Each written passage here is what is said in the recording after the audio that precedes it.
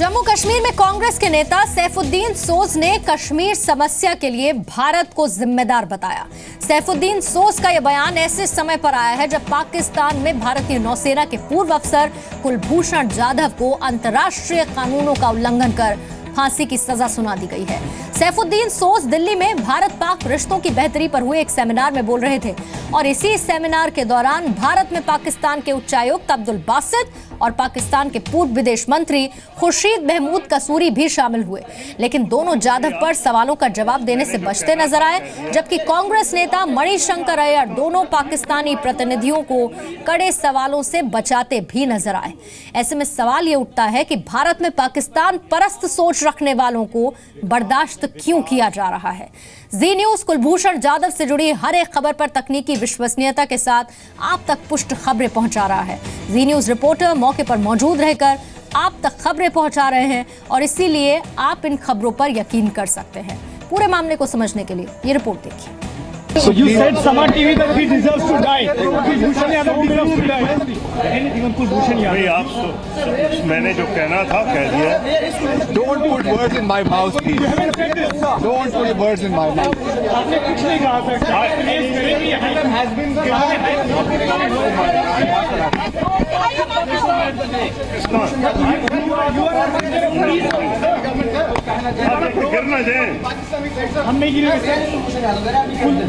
जब एक और बिना सबूत, बिना निष्पक्ष ट्रायल भारतीय कारोबारी कुलभूषण जाधव को पाकिस्तान में सजाए मौत सुनाई गई है, जब एक और भारत की नजर में जाधव को अगर फांसी पर लटकाया जाता है तो ये पूर्व नियोजित हत्या होगी, जब भारत में सड़क से लेकर संसद तक कुलभूषण के समर्थन में लोग उठ खड़े हुए हैं।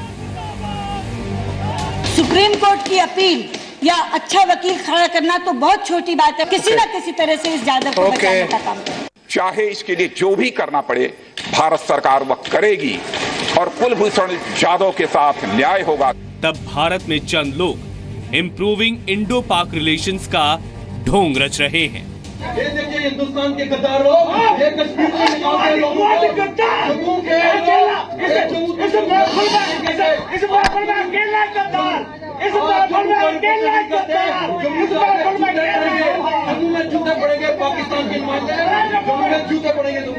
hosting Pakistanis here talking about peace. Pakistan is a terror state. It's high time we declare Pakistan as a terror state. And there are people who are talking about Kashmir, claiming to be representing Kashmir, and not a word about Kashmiri Hindu genocide in their backyard. Is this what they are talking about Kashmir? Bharat Pak रिश्ते बेहतर करने के नाम पर दिल्ली में हुए seminar में कुछ लोग भारत के खिलाफ बयानबाजी पर भी उतर आते हैं। जम्मू कश्मीर से आने वाले कांग्रेस के नेता सैफुद्दीन सोज ने इस प्रोग्राम में दलील दी कि पाकिस्तान और भारत के बीच खराब रिश्ते की वजह भारत है। You said that the Kashmir problem is created by India. How this statement do you feel? Because autonomy had been enshrined in the Constitution of India, and the conditional accession to India had been expanded by adding subjects. So Sheikh Mohammed Abdullah led the delegation and talked to Jawaharlal Nehru. So between Nehru and Sheikh Abdullah was a Delhi agreement that gave comprehensive autonomy to Jammu and Kashmir, and Delhi government unilaterally eroded that 370 and created the problem. Saifuddin सोज जैसे लोग भूल जाते हैं कि भारत और पाकिस्तान के बीच खराब रिश्ते की वजह पाकिस्तान की कश्मीर में दखलंदाजी है। वहां आतंकी गतिविधियों को अंजाम दिलाना है, न कि जम्मू कश्मीर के भारत में विलय की शर्तें। इम्प्रूविंग इंडो पाक रिलेशंस के बैनर तले स्पीच देने वालों में भारत में पाकिस्तान के उच्चायुक्त अब्दुल बासित और पाकिस्तान के पूर्व विदेश मंत्री खुर्शीद महमूद कसूरी भी थे, लेकिन अब्दुल बासित में इतना साहस नहीं कि कुलभूषण पर पत्रकारों का सामना करें। Basit sir, don't you think Kulbhushan Yadav has not given a fair trial by Pakistan? No. Basit sir, don't. तो खुर्शीद कसूरी सिर्फ ये कहकर बच लेना चाहते हैं कि पाकिस्तान में आम नागरिकों को भी मिलिट्री कोर्ट्स का सामना करना पड़ता है। Even Pakistanis are being tried by military courts.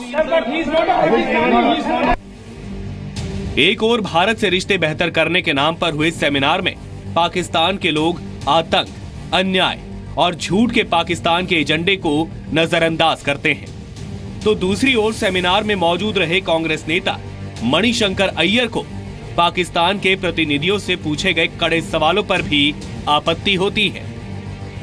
Professor का जवाब देंगे।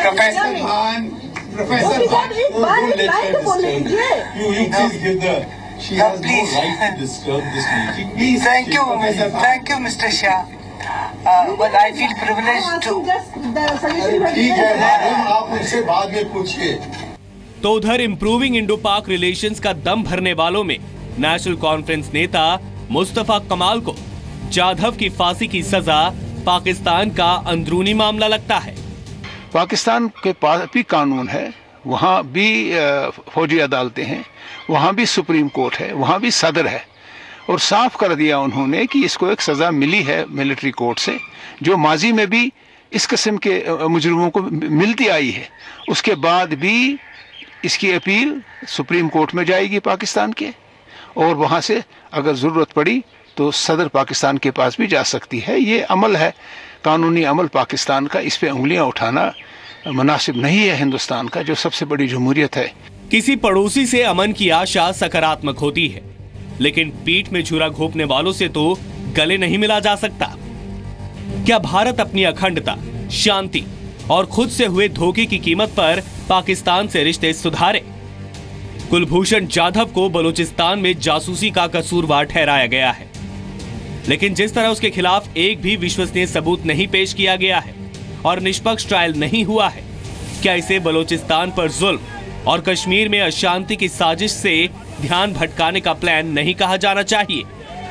It is sheer propaganda by the Pakistani state and Pakistani military to accuse Mr. Yadav of being involved in espionage and other illegal activities in Balochistan. जहां कुलभूषण जाधव को पाकिस्तान ने मोहरा बनाया है, तो वहीं पाकिस्तान के दम पर पल रहे अलगाववादी कश्मीर को नर्क में ढकेल रहे हैं। 10 अप्रैल को श्रीनगर लोकसभा उपचुनाव के दिन से ही बेहद तनावपूर्ण माहौल है। इस खराब हालात के बीच जब अनंतनाग लोकसभा सीट का उपचुनाव रद्द हुआ है, तो अनंतनाग के डिप्टी कमिश्नर ऑफिस में भारत के लोकतंत्र के खिलाफ नारेबाजी की गई। कांग्रेस के जम्मू कश्मीर अध्यक्ष गुलाम अहमद मीर की मौजूदगी में कांग्रेस विधायक उस्मान मजीद और नेशनल कॉन्फ्रेंस के एमएलए अल्ताफ कुलू और अफजल मजीद ने भारत के लोकतंत्र के खिलाफ नारे लगाए।